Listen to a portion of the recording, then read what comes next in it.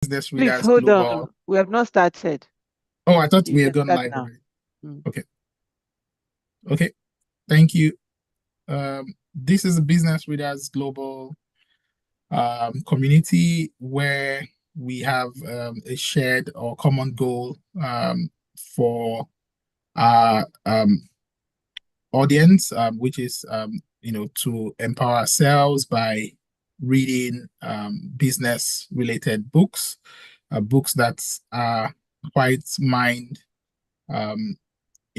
boggling and expository, and help us to grow as individuals. So here you find various individuals who are leaders in their own various sectors, in their domains, and generally subject matter experts in what they do, who come every sort of week, doing our review every evening, week evening, to settle down and get relaxed in the boardroom, like what we're doing right here. Get ourselves informed and have a meaningful, valuable discussion. And so we have been doing this for quite some time now. For I would say this is the second year running, and we've read quite a number of books.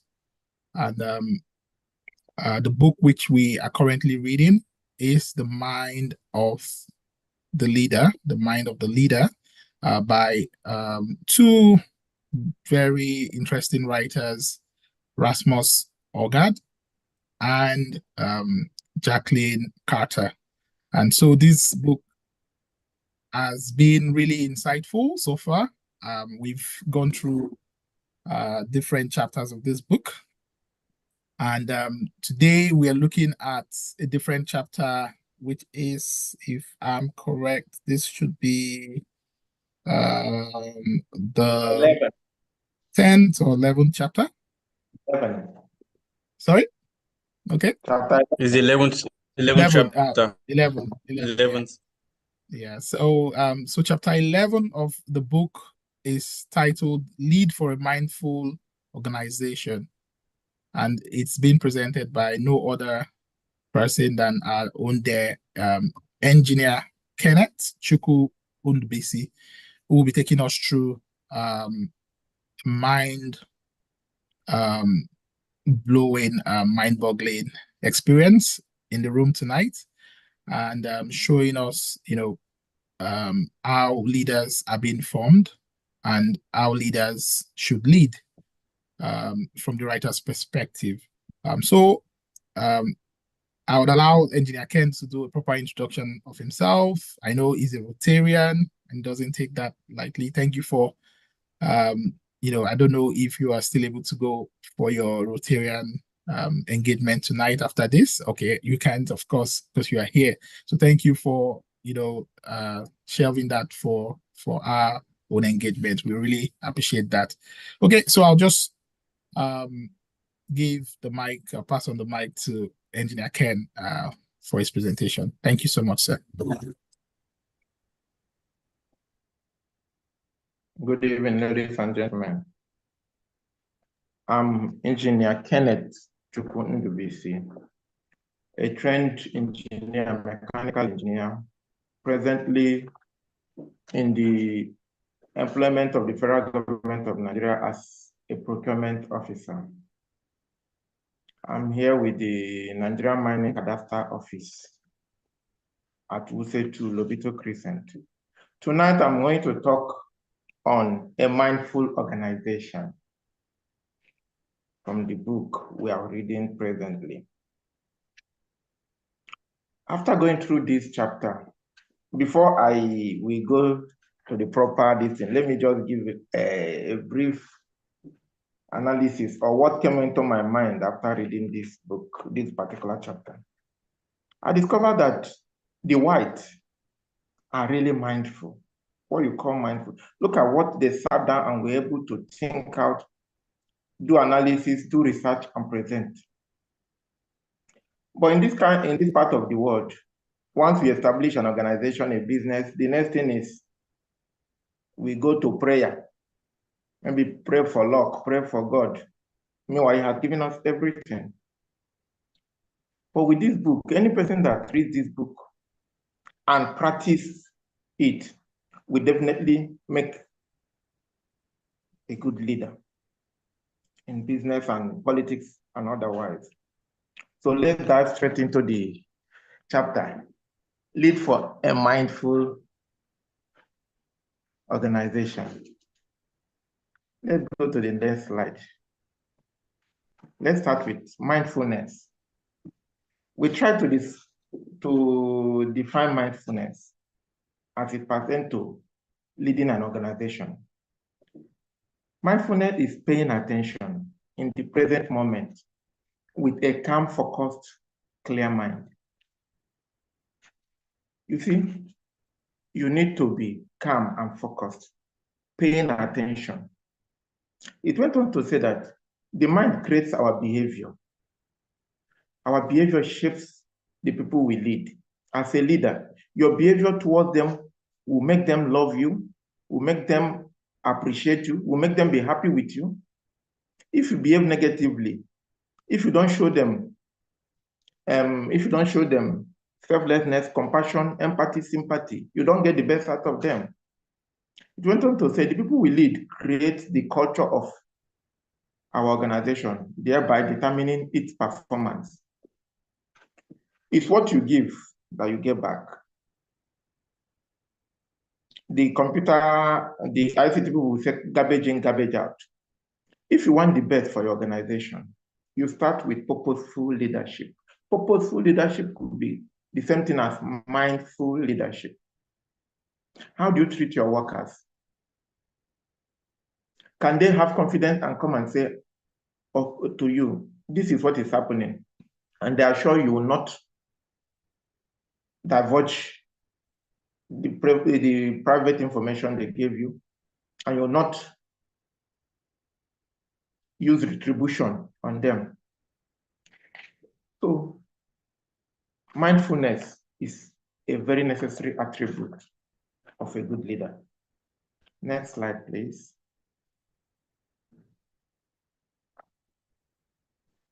We all know that what we are all looking for, being employed, having an organization, working or whatever, all we are looking for is to find purpose, happiness, and engagement. We want to be happy. Nobody wants to wake up in the morning, he wants to go to work, his mind will skip. Oh, I'm going to face this terrible supervisor again.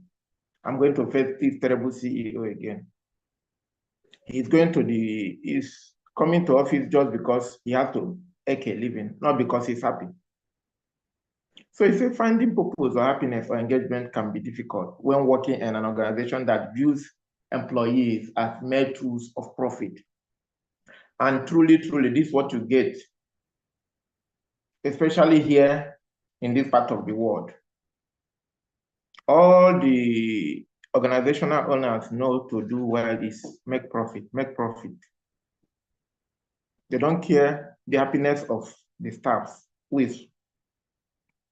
they are engaged or who is working for them with, or they don't care about the chicken that lays the golden egg.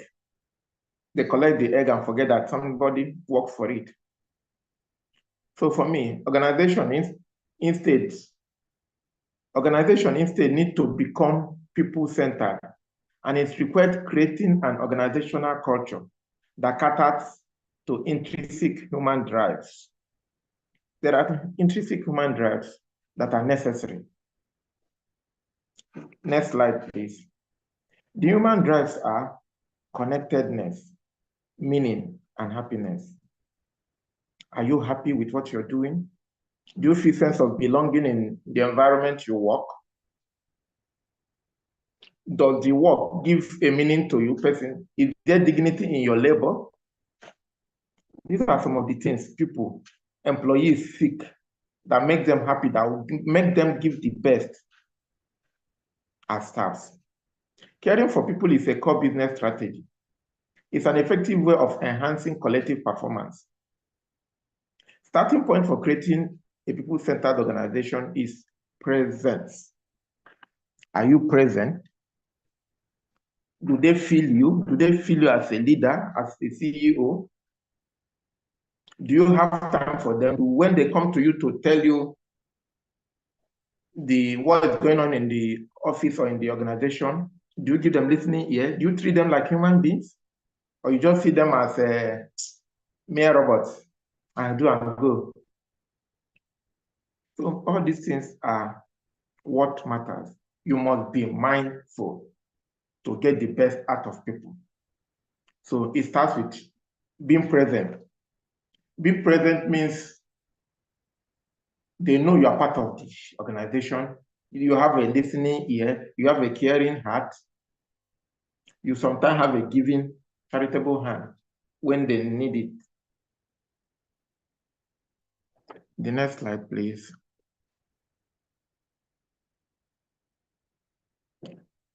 What we're talking about, mindfulness. When we are fully present with other human beings, we have the greatest potential to work more effectively together, to respectfully challenge one another, to learn from one another, and to leverage on greater collective potentials.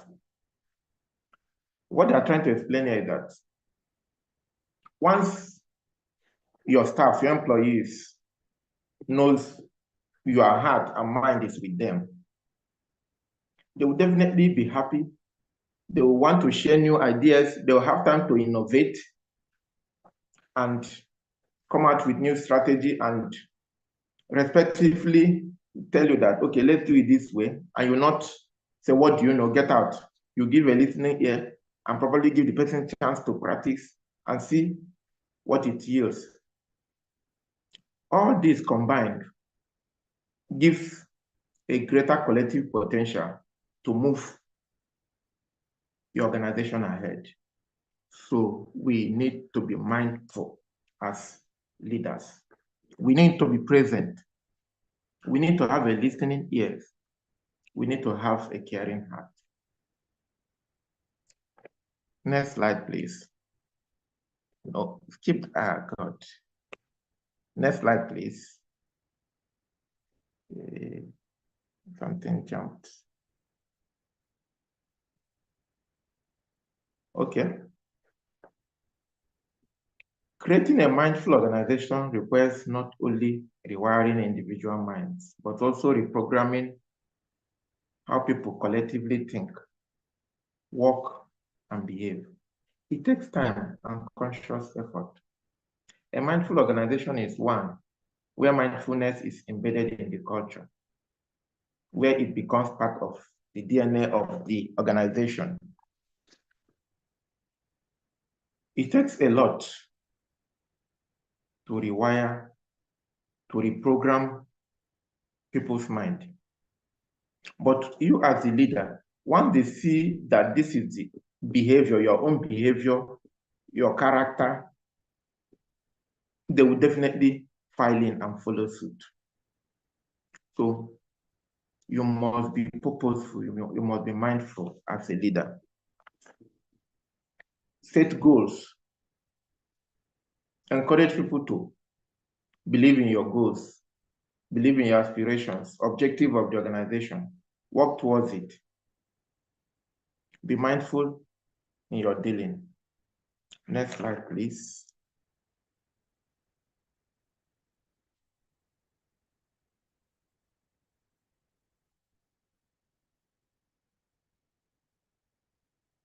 I want to take us back to MSc, mindfulness, selflessness, and compassion. These characteristics are closely linked. They are mutually enhancing. Mindfulness makes us more selfless, and selflessness makes us more compassionate. More compassion in turn makes us more mindful and more selfless. So you can see it's a merry-go-round thing. Once you have imbibed this right attitude towards people, towards life, towards what you do as a person, it definitely goes round. it rubs off on your staff, on people, your colleagues, your business associates, your close relations. So it is a good thing that we learn, and some of us innately have them. Some of us need to learn more, to practice more. So it's a good attribute for a good leader. While it is true that some leaders have innately developed these characters, our experience shows that all three can be learned, practiced, and enhanced. If you don't have it as a leader, by reading this book and making conscious effort, you can learn it, start practicing it, and before you know it, it will enhance your character as a person, your trait as a leader, and much more. So we should be very mindful. In fact, mindfulness, me as a person, I am not too mindful, but having read this book and this chapter in particular, I just told Princess that I'm becoming very mindful, because when I complained about the Thursday thing, the date, she said it's because I'm not mindful. I said yes, but henceforth, I'm going to be a very mindful person. So next slide, please.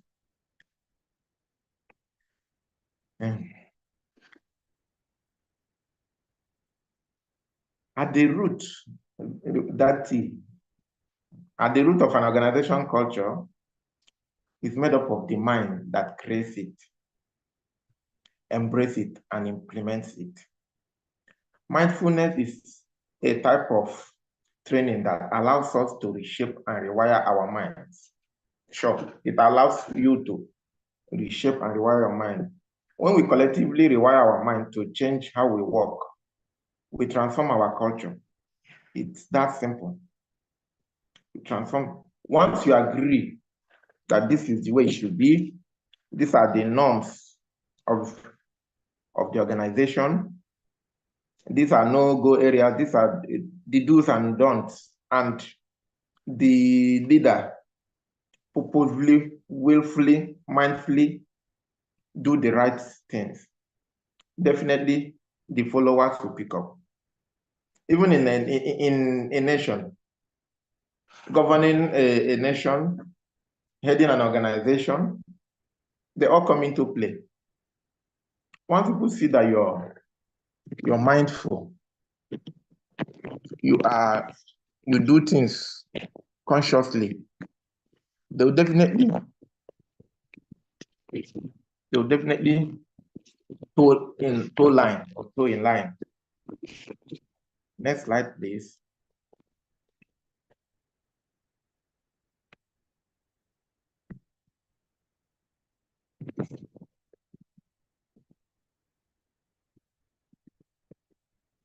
There are practical steps a leader should practice in his or her organization to enhance mindful leadership. You should create mindful meetings, not just for meeting's sake, meetings that are mindful. For example, meetings where you ask everybody to drop your gadget, your digital gadgets. You start maybe as early as possible, 5 minutes into the time, ask people to say their prayers in their silent prayers. That will help in bringing back their mind to the meeting, to know what they are there for. So meetings with good agendas, with purpose. Meetings that you give targets and deadlines. Then another one is promote physical movement. There is the need for exercise. We sit so much in our offices and organizations, and that's why you find out that at a certain age, people start developing some sort of illnesses that are related with sedentary. They call it sedentary diseases or what? Too much sitting down. So promote physical. Sometimes there are meetings that are even conducted in open areas where you stand up, you are standing, or where you do some little leg movements. Offer healthy foods and drinks, not sugar all the time. Sugar will make you think you have energy, but it's compounding the problem. Promote vegetables and fruits. No alcohols, just natural drinks. Encourage boundary settings. There should be boundary. There should be no-go areas. There should be ways that you channel your grievances, you channel your needs. There should be boundary setting, but it should be humane, not slave-like. You should make everybody feel among. They should feel they belong. Then minimize digital distractions. There are places where it's a rule now. When you come in the morning, don't check emails. Start work and do that later. Sometimes keep your phone. Like in most hotels, that's how you have the best out of hospitality services, especially in Nigeria. You don't touch your phone. Once you come, you put your phone in the locker in silent, except you are in the front desk. So that's why you see them, they do well in this part of the world. Then sometimes you can revise office layouts to maximize sceneries, greenness. I mean, the welfare, the wellness of the environment also matters. So these are some of the things to be done. 3 by 2 morning prioritization. They should come in the morning to present what was their result the previous day and what they are going to do that very day. It will make everybody wake up. Then no email first things in the morning. Be curious also, be curious. Want to know what is happening. Want to know if the set goals are being achieved. Want to know the welfare. How are your people, how are your employees feeling? Are they okay? Are they doing fine? Sometimes engage them one-on-one. Call somebody, sit down and hear him out. Encourage them to air out their views on the organization. Then you choose the positive ones and work on them. So for me, mindful leadership is the bomb for any organization that wants to prosper, to grow. And as a person, as an individual, we all need mindful leadership. Even in our families. Let's narrow it down there. Our compassion, our selflessness, our mindfulness should not just be for the nuclear family. We have extended family. We should be able to reach out to them and know how they feel. Do you know that even telling somebody, hearing somebody out and telling him, hey, yeah, giving him advice is a problem half solved. They say a problem shared is a problem half solved. So I encourage every one of us to be mindful, cultivate mindfulness. It's a great attribute. We are all business leaders in our own right. We are family leaders. We are club leaders, organizational leaders, and soon we'll be national leaders and state and local government leaders. So we should be able, before we get there, we should be sure that we are mindful. We know MSC, a good quality of a purposeful leader. So I will say a big thank you for the opportunity to present.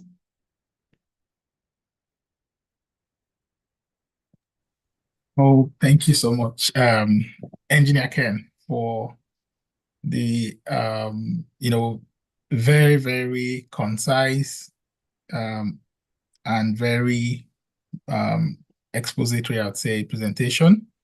I did enjoy your composure all through, this presentation. Basically, you took your time to, get all the fine details from this chapter. And at the same time, you took your time to prepare very well. I can feel it. I can see it. You even wanted to go to a room where you can have a better lighting, where you can have better IT, I suppose, and everything working well for yourself. And, even though eventually you had to come back to your own office, you still made it work well. Thank you so much again. I said thank you at the start of this because, we know that you had to shelve the different, engagement for this one, which you usually would be on the go for that. So thank you so much. Before I give my feedback, let me first of all throw our flowers and dollars at you. So I would say to everyone in the house, let's give Engineer Ken his flowers. Let's give him his kudos for a job well done. I can see we also have Samira and Umi in the house, all coming to throw their support for you, Engineer Ken. Thank you so much for joining, ladies. And so basically, let me give my own flowers first, so that I will lead by example. Sorry. And Jacqueline, I know women, we don't like flowers, we like money, but we like Naira. One day we'll start getting money from every one of us. Okay, so if you can go back to the first slide, David, if you don't mind, just going all the way to the top for me, please. Yes, that one. I think this is where I would like to start from. So if we look at that slide, it says mindfulness is paying attention in the present moment with calm, focused, clear, with a calm, focused, clear mind, right? And it also goes on to say that the mind creates our behavior shapes the people we lead. Very instructive. It says the mind creates our behavior and our behavior shapes the people we lead. So imagine that as a leader, your mind is creating behaviors that are untoward, behaviors that are not that are not right, behaviors that are not healthy for the growth of your organization. Obviously, you will be rubbing that off on the people around you, because that's what it says. These are behavior shapes the people we lead. And the people we lead creates the culture. So that is the centerpiece. The culture is the centerpiece. It's the culture of the organization and thereby determine its performance. So you see that everything, is like what they call the chain effect, or what you call the domino effect, where if one card falls, everything else keeps, going, keeps rolling, falling apart. So really important for us as leaders, is starting with mindfulness, paying attention, being in the present moment, ensuring that we are calm, we're focused with a clear mind. I'll give you an example, a quick example. At the beginning before I started this meeting, even though I know I was going to facilitate this meeting, I was engaged in something else and I knew it would take me up to the time when this meeting begins. So I joined in few minutes, just scrambled and joined the meeting. And I told myself that I was going to introduce myself. I was going to say my name in the start, do a brief introduction before going on to introduce the speaker of the day and all that. And just after you had started your presentation, I discovered that, I didn't say my name. I was like, I wasn't being mindful there. Because, so when we talk about mindfulness, what is it? Just those things that we already do, things that we already know, those small everyday things that we do to make things go in order, to make things, put things, in the right direction, basically. I just thought about it and said, okay, maybe I should write scribble some things and just put in front of my wall where I present to know that, okay, when I come in for a facilitation like this, I have to introduce myself. I have to do it because I had it straight up in my head to do it. But, at that point, because my mind was also probably overing here and there, because it happens, it's the human mind. Somehow, some way, I forgot, So mindfulness, it is what shapes, everything else around us. Yesterday, I was driving as well, and I was like, being mindful that, oh, if you go over the speed limit, you get stopped by a cop or police, and then this happens and that, or maybe you run, or you just probably even blow one tire or something, and because you are over speeding, it leads to something else. So just those being in the moment, understanding that you're present in the moment, you're focused on what you're doing at that time, and that is what we build up as leaders. That's even in our private affairs, that's the things that we build up that makes us better and better every day, and that gives us the advantage as leaders. Okay, so thank you very much once again. I was going to call you doctor, but I think let me stick with your current title, Engineer Ken. So I would now shift my focus to, of course, I think I'm becoming the slide critic. I think I'm becoming the slide critic and everything else these days. And it's for improvement, basically. So let's take it for good. Okay, so I would say in terms of your presentation, I loved it. I loved your composure. I loved the way you took us from the very start. You let us understood how we can connect basically our behaviors to our mindfulness strategy, right? And everything else for the betterment or for the overall good of organizations or our teams, basically. I loved every single bit of it. So I'm not going to talk about your presentation in terms of, how you dropped the message, because that was perfect. And I can see a lot of improvement too from the last time, the confidence, everything. Being that, you are one of the few people in the house who have said that, okay, you're not used to these sort of presentations over time, but there you are doing it and doing a very good job at that. So just I think you can stop there, David. Just what's it called? In terms of the slides presentation, is what I want to focus on. So if you see your slides where it had bright colors, it has the green and everything else, which is quite soothing and calming. You have very legible characters, very readable, and the only thing for me, I know I always talk about some graphics in terms of pictures and stuff like that. It doesn't really matter. Not everybody love to put that or to put stuff. Like someone like Princess she's a numbers person, statistics. She likes to put all those things in her presentation and all that. And depending on the topic you are presenting as well. But for me, the missing puzzle or the missing how did they say the missing whatever in the puzzle here is the fact that your words were a continuum. Like it was quite continuous, if you understand what I'm saying, the way you put it on the slide. And that makes the slide very busy in a way that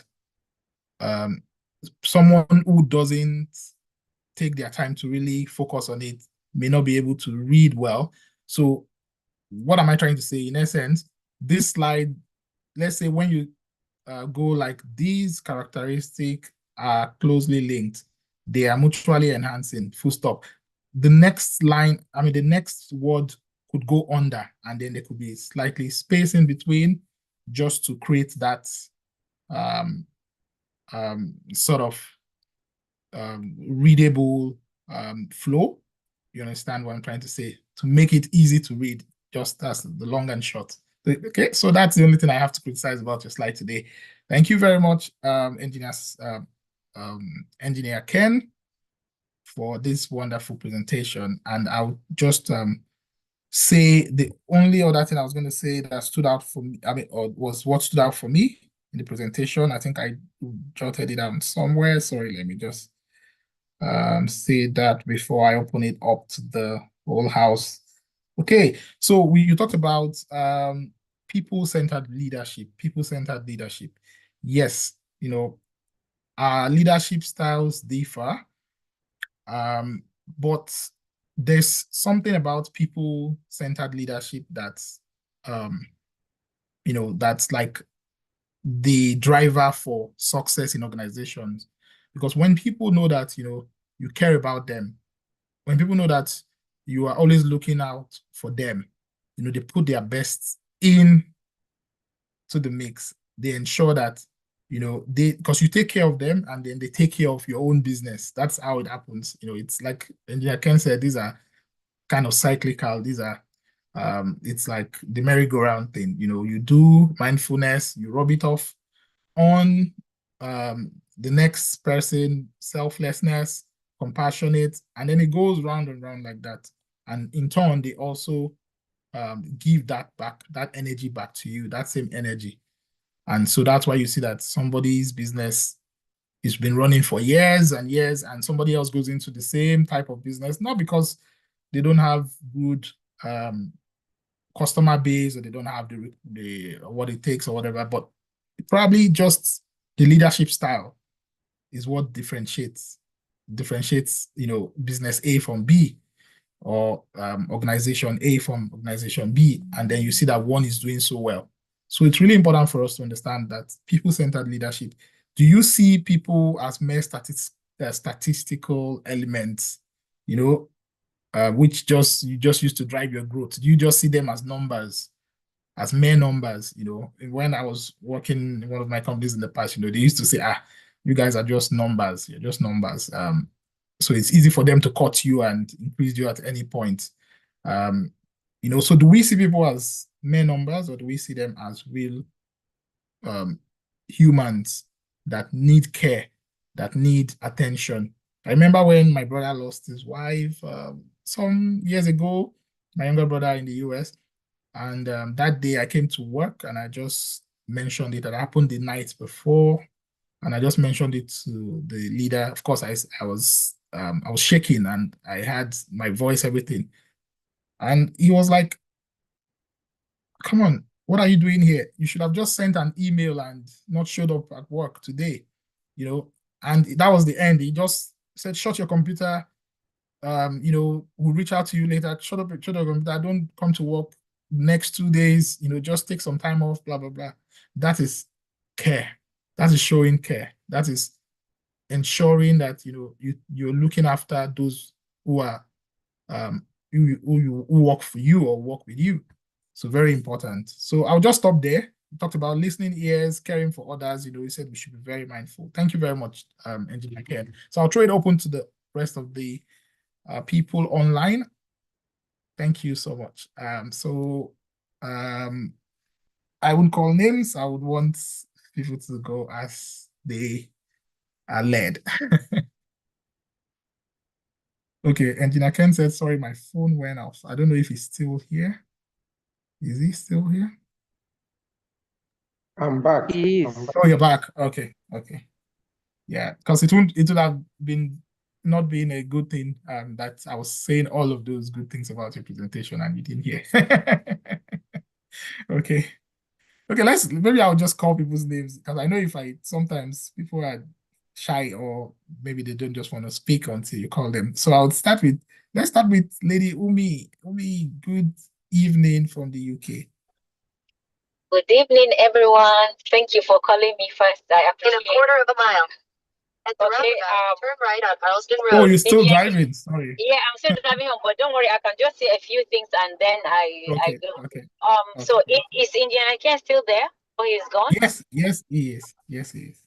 Well done for your presentation. Thank you so much. Even though I joined quite late, but thank you so much. I appreciate it. I love the confidence. He was just casually, presenting. I said, child.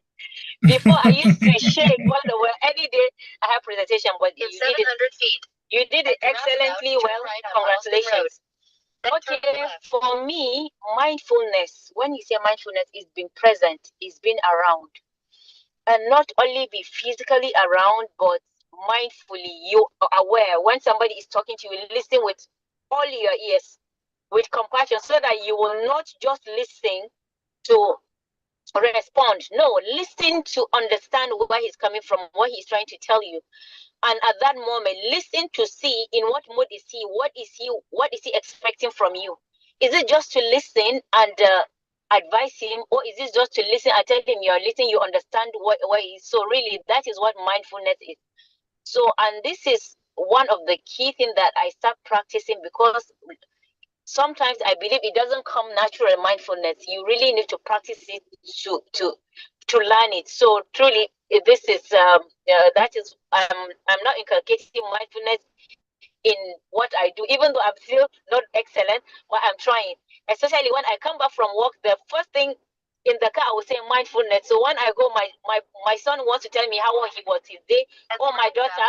So I give them attention. But before, honestly, I'll be saying, okay, we're trying to fix dinner and all that, So, but I have to really be mindful to really listen to what they are trying to tell me. Mom, you know what happened today? So really, this is an excellent chapter. And as a leader, also, it's very, very important to be mindful of your staff, of what is happening, of even the work you are thinking, your thoughts. You're supposed to know what is going on, because sometimes a lot of things might be happening in your head. So if you sit down calmly and listen, you'll be able to have clarity on whatever you're doing. I love this chapter. So thank you so much. Bye-bye. Thank you, Umi. Thank you for that, quite insightful take. Really, really, really, really of value to this discussion. Thank you so much. And safe trip back home and don't get lost. I can hear Google trying to show you your way home. Okay, so I'll go to other participants. Let me just see my list. David, you want to say something next? I know you're always doubling as our IT and Yes, good evening. good evening. I don't know, I'm unable to even share my video. I don't know if it's coming up. Oh, that's fine. No, that's fine. Just we can hear you clearly. So okay, so that's good. Okay. Well done, engineer Ken. Good presentation. I had a chance to, read like 3 or 4 pages of the book earlier this morning, and all what was even ringing to my head was, presence, presence, presence. Be present, in dealing with people. Be present in when you're communicating, and try and avoid distraction. I mean, the whole body of this book is still centered around that 3 pillars, which is the mindfulness, selflessness, and also being compassionate. That is the core part of this book, and they're able to flesh it out into all these bit by bit things, which one of it was this keyword. And I mean, what even got me stunned was that the last part where this was this part here where he listed out some practical steps that the leader should practice. When I saw the part of offer healthy food and drinks, so I mean, what came to my mind, because in my workplace here, because it's a creative agency, so sometimes it gets to a point where maybe it's a Friday or a day, maybe sometimes they may just be happy, everybody just be happy, and the boss will just buy booze and everything. The bosses are not really healthy, right? Even though they think it's healthy, getting high and all those things. But I mean, that is not right. I mean, to them, they think it's enjoyment, but I think, often healthy food is what makes sense. Encourage boundary settings, minimal digital distraction. We've overemphasized this. I mean, that's what I want to say. We can't overemphasize this well enough, right? Throughout these conversations, throughout this review of this book, we've all been saying the same thing. And very important that we are very intentional, especially when we meet physically. So, when you are even virtually now, you can never tell what the person is doing, right, or the other end. But when you're talking to someone physically, your boss, your subordinate, your colleague, your family, your partner, anyone, right, always give them a full attention. It makes them feel seen, makes them feel heard.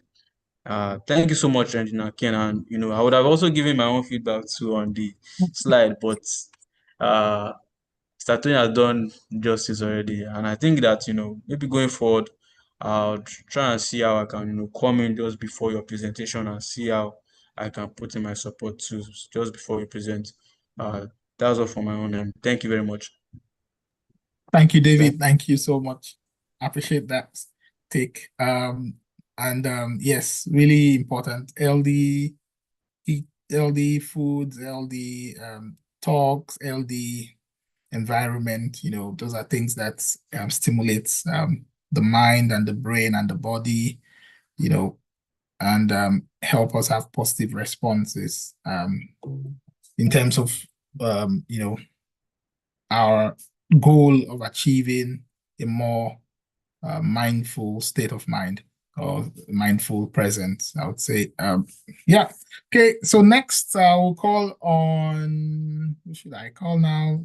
More. I'll call on Dr. Morayo. I believe maybe she might be able to say something. I don't know if she's at work. Dr. Morayo, are you able to say something? If you can, please. Good evening, everyone. Good evening, Dr. Morayo. Well done, Engineer Ken. A lot of people have said a lot about the presentation. It's a wonderful presentation. And we cannot overemphasize the MSc that this book is preaching. It's coming up on almost every chapter. And this mindfulness thing is something that we need to practice and practice and practice for us to get better. It's a lot. Most times we are not always present. We are just on autopilot. So this talking to me too, so that I can practice mindfulness, intentionally. Thank you very much. Thank you so much. Thank you, Dr. Morayo. Always present, always positive talk. Thank you so much for that. For that contribution. Okay. Next, I will call on. I think Boluwatife Rajesh is still here. I don't know if she's able to speak as well. Okay, Bolu, thank you. Good evening. Well done, sir. Thank you. Engineer Ken, thank you so much for that beautiful presentation. Since the beginning of this book, I've been more intentional. Yes, I've been hearing mindfulness. I say it a lot, but probably I wasn't present. We say it every time. We think we are one time, you are present, the next time you are not. But since the beginning of this, but the fact that I even know that we are reviewing the book daily, it's one way or the other, I will just realize that I'm being mindful, and I've been kind of intentional about it, because it exposed the fact that it goes beyond what we think mindfulness is.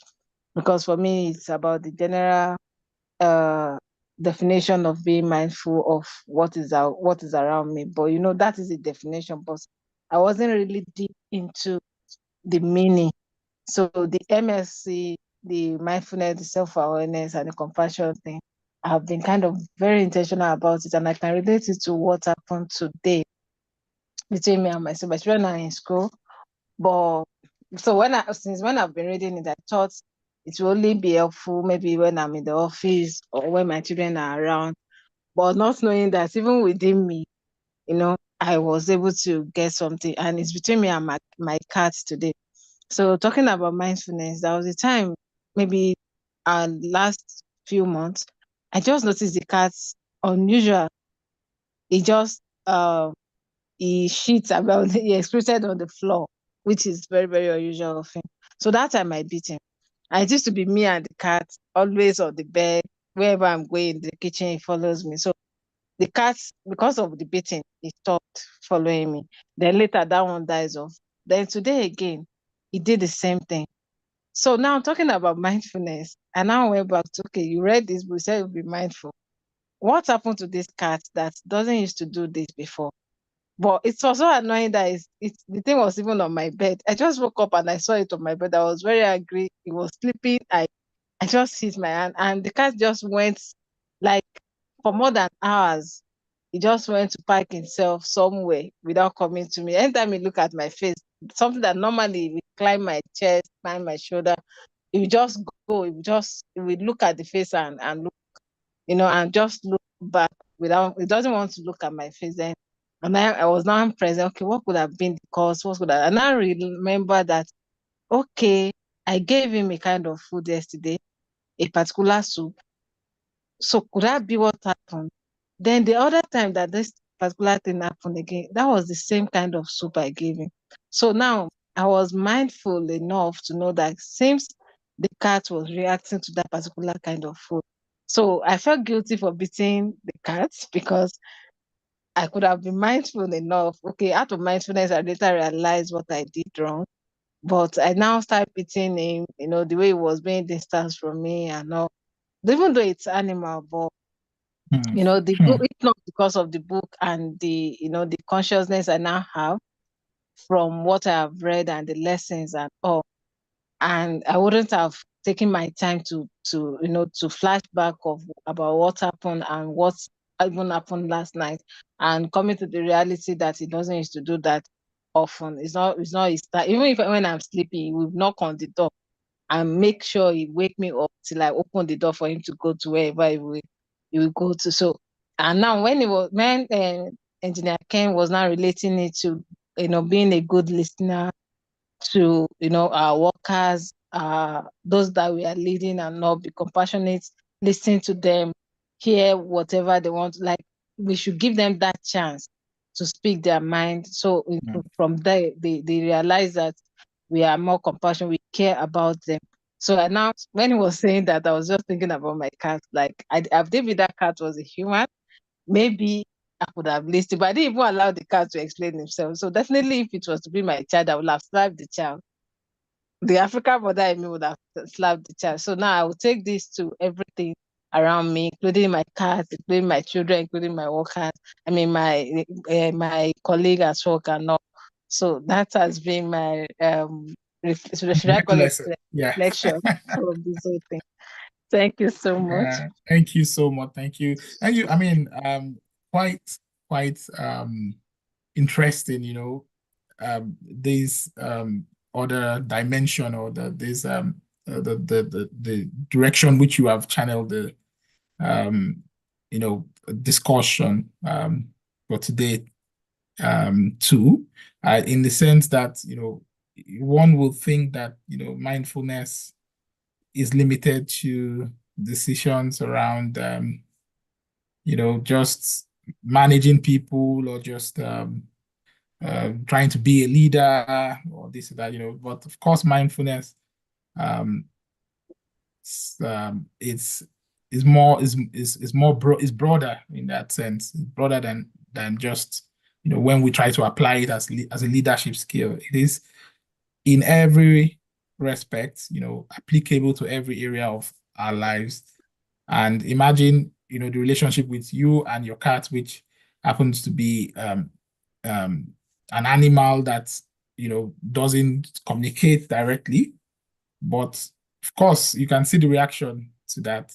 And that's very important, that to let us know that when we're mindful in dealing with everything around us, could even be an inanimate object, something that you value, treasure so much, the way you've treated it, and then you just throw it around somehow. Sometimes those things even there are things that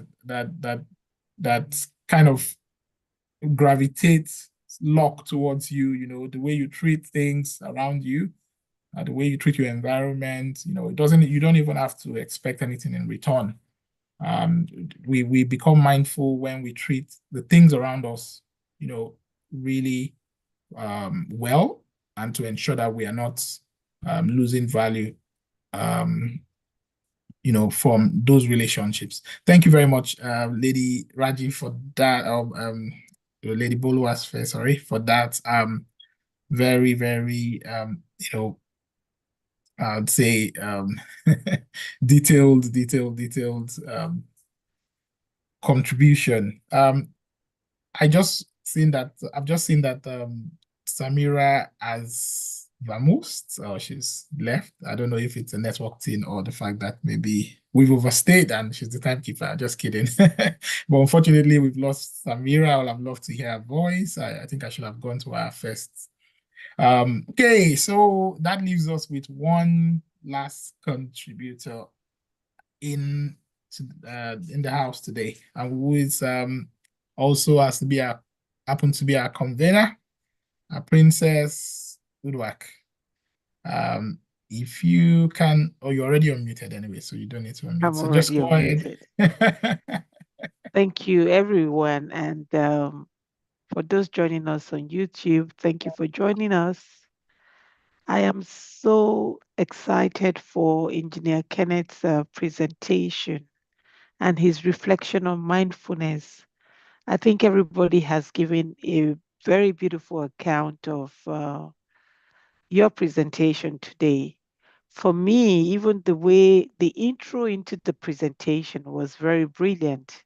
You could see the resounding mindfulness and calmness, and then the confidence that he carries and wear. I think he embodied the full aura of Odogu Parara. Abi, no be so they talk.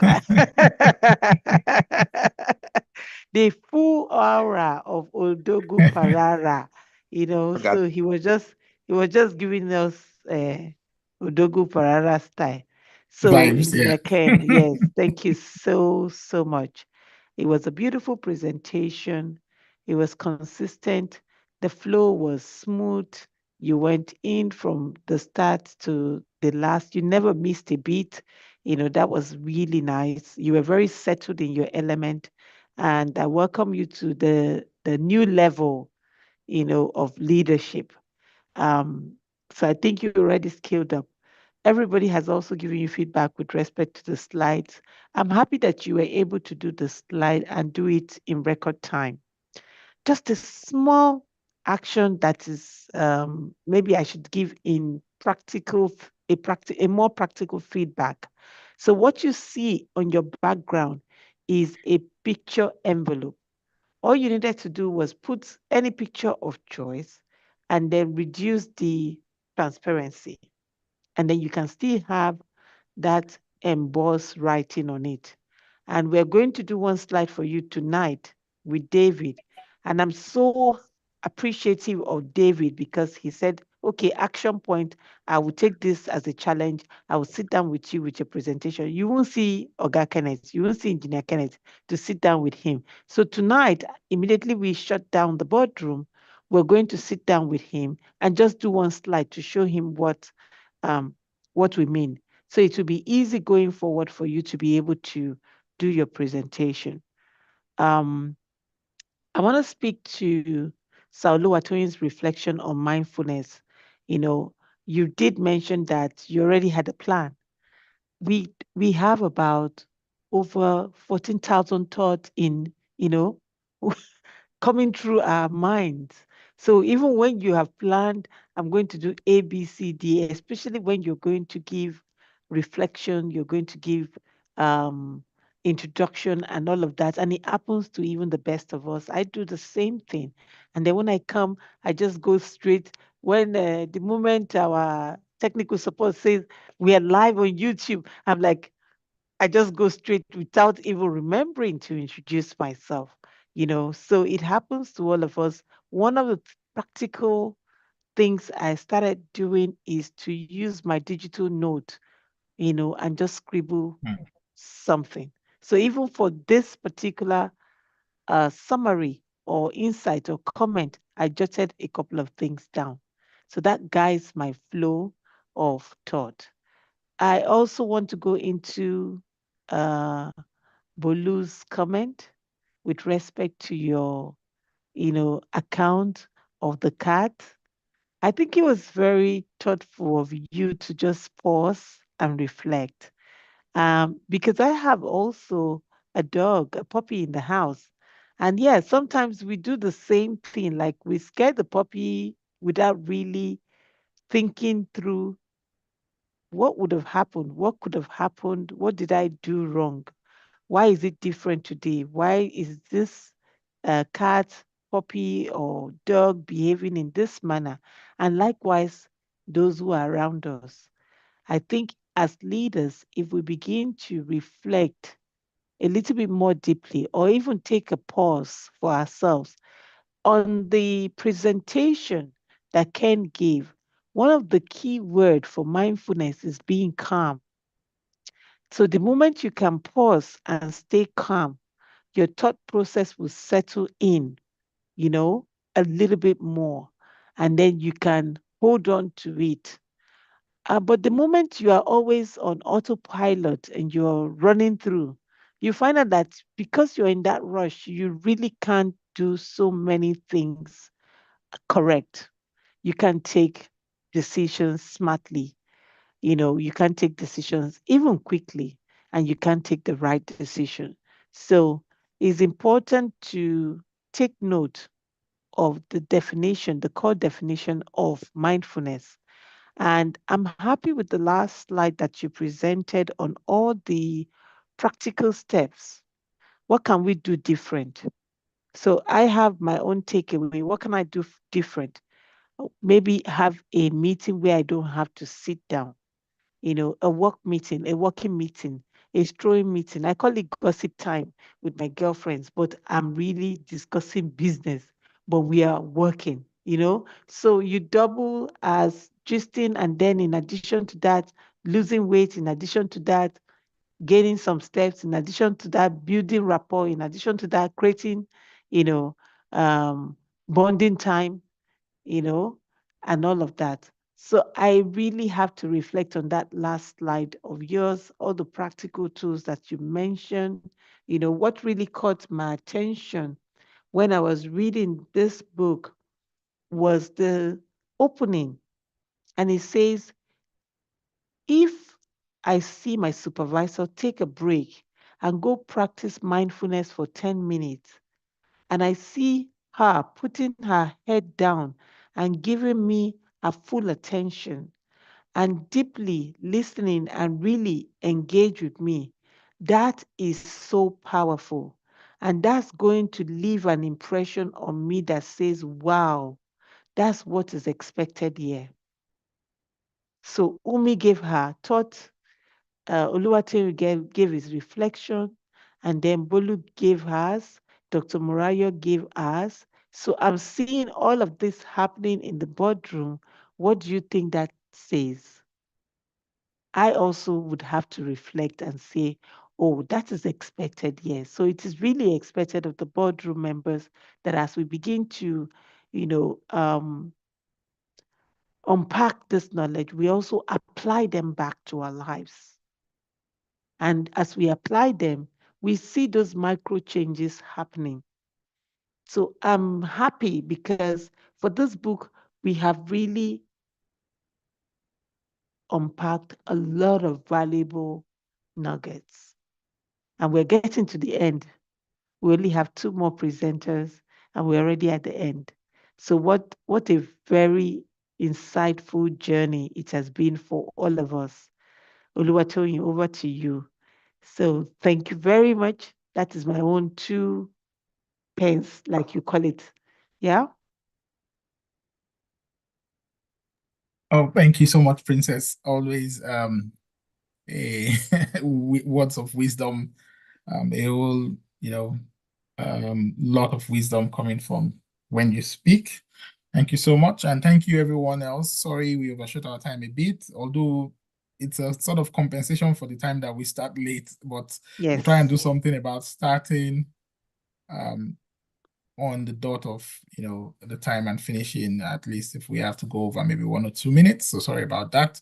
But I will just give audience to our speaker for today, Engineer Ken, to give his last words on this topic before we close.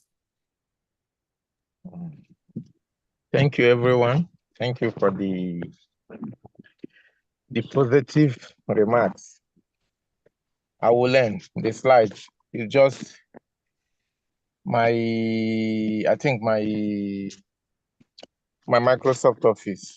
I need to upgrade it to do the PowerPoint presentations. So for me, mindfulness. As I said at the beginning, I told Princess that I'm very mindful. I'll be a very mindful person now. It's necessary. It's part of life. You have to be mindful, really. You have to give time and energy to anything you want to do so that you get the best out of it. Thank you very much. As we go on, we'll get to learn more and learn more. It's a beautiful group, I must tell you. Thank you so much. Oh, I don't have fear of anything.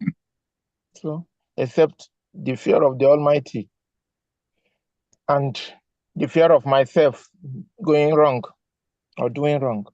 So thank you so much.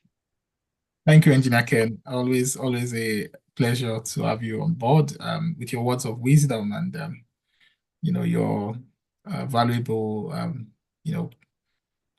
nuggets that you bring to the boardroom. Thank you so much.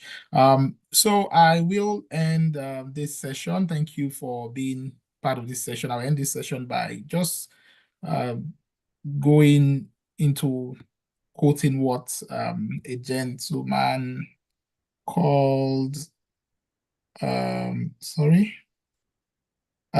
what's the name now? Sam Harris says, what he said in his quote, says, how we pay attention to the present moment largely determines the character of our experience and therefore the quality of our lives.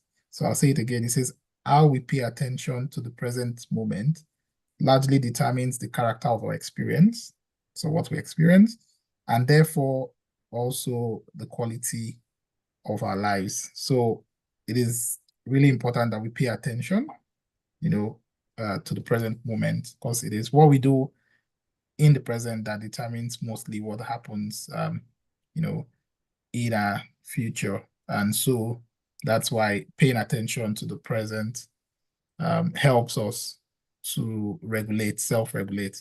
Okay, thank you very much. And on this note, we'll be ending tonight's review of the book, The Mind of the Leader.